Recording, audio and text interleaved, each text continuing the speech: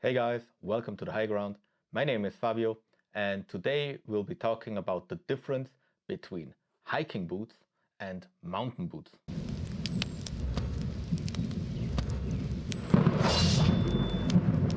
Yesterday I was out in the mountains with a friend of mine, and as a few of you might already know, I had a knee surgery last October, so this is now 7 months ago.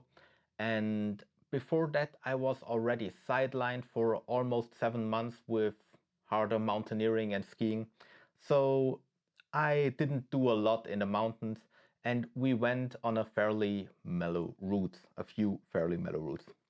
Now, and while we moved through the mountains yesterday, we also met a lot of people that were rich scrambling, just on a few very easy peaks.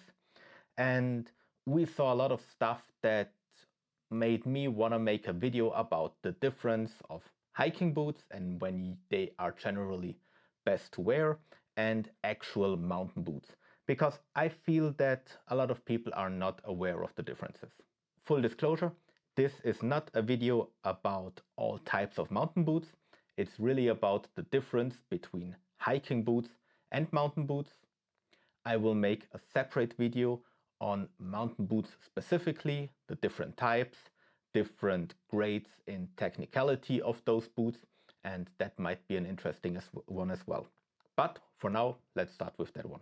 Now let's just start with the very basic thing with the outer material. You can see I have two different types of hiking boots here. One is made of leather, one has a synthetic outer fit.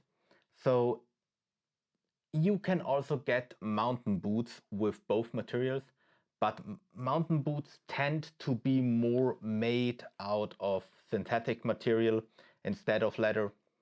I didn't encounter too many mountain boots that are purely made of leather, but of course there are some. So this is really not a good feature to distinguish them.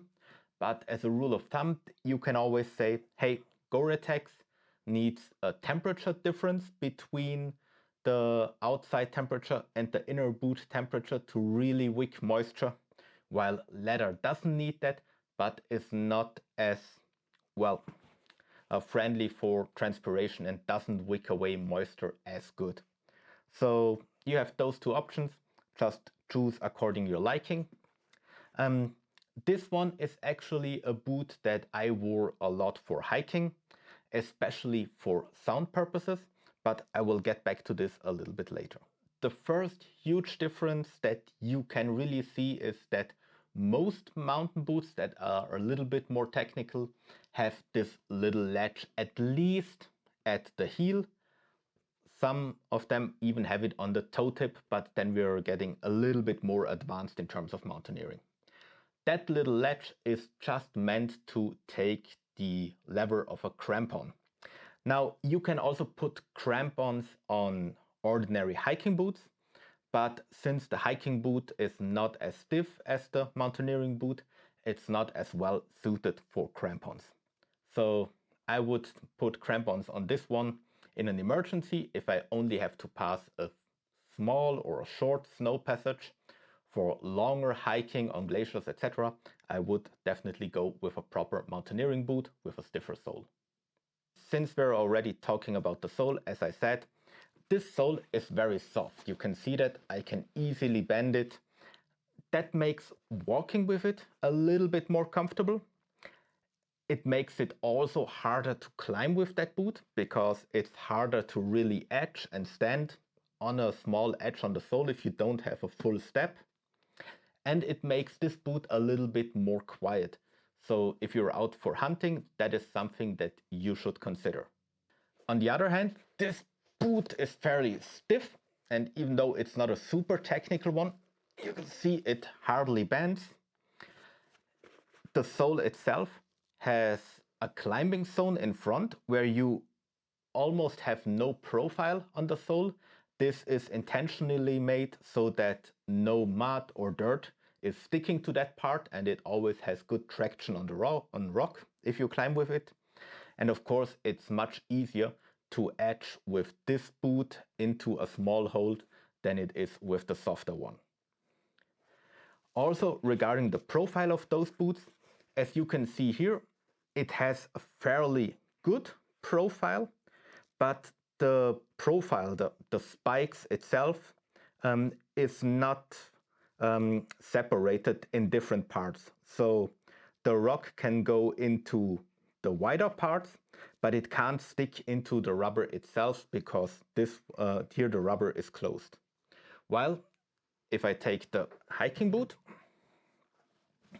here you can see that the rubber itself is also separated and has little serrations.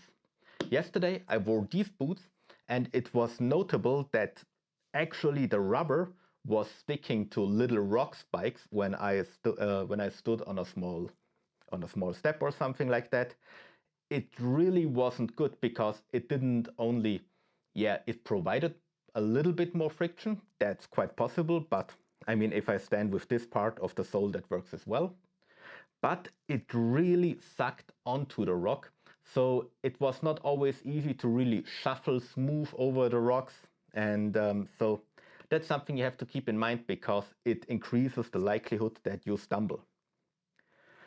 And also what you can see here, the serrations in the boot are not fully open. So I can stand on rock with this part, but since I have a closed line of rubber here, right, it won't go in as well as with this boots. Yeah, I'm shifting back and forth, but you can see I have all this part open and can stand on it. So that's really a difference. And for me, that's the main difference, just how stiff the sole is. Now, as I already said, the sole is not only more flexible, but the whole boot itself is a little bit more cushioned. I mean, the sole here, just because it has to be really stiff, right? It has a lot of enforcement here, and that takes a certain amount of space. If you look at this sole, it's even thicker, but that thickness is mostly used for cushioning. So you have a much softer step, and that's again, of course, a little bit better for your joints. This is why I chose this one yesterday, just to get a little bit, well, stress off my knee. But what I also noticed, and I'm getting back to the climbing zone, if this boot is actually, well, full with mud or earth or something like that, you have to be pretty careful with it because it gets slippery pretty quickly. From the sole going upwards, what you can see is that here the leather already took a little bit of a beating. And the same thing is true for this side of the boot, while the proper mountaineering boot actually has a rubber coating. That's this black line here. That's already where basically the inside of the shoe is, but this protects the upper material from rocks when you walk over them. So this boot has a much longer durability for heavy use when climbing rocks, when doing more difficult mountain routes than the other one. Another thing that I already mentioned is the stiffness. The sole itself is stiffer, not only in this direction, but only for anything of torque. So you are less likely, because I mean the stiffness goes up until this part here, right? It's really, I mean here it gets soft, but this is a hard part, while on the hiking boot here it's already fairly soft, right? So I also noticed yesterday that the possibility, the likelihood of actually rolling over and spraining your ankle because the sole loses the connection to the upper part of your foot, right, is much higher with these than compared to this mountain boot. Which of those boots should you buy, should you use? I would say it depends on the application, as always. If you intend to actually climb rock, to be more on the way on ridge lines, to really scramble, then I would definitely go with the mountain boots. Anything that has to do with crampons, no question, go with a mountain boot. If you have a heavier backpack until to a certain degree, if you have to walk long distances, but on terrain that is not as technical, then I would rather go to the hiking boot. Okay, this was a quite short video. I just wanted to point out some differences. Of course, there is a lot more to the material the boots are made from, to different types of insulation, but we will get to that when we really have a close look on mountain boots.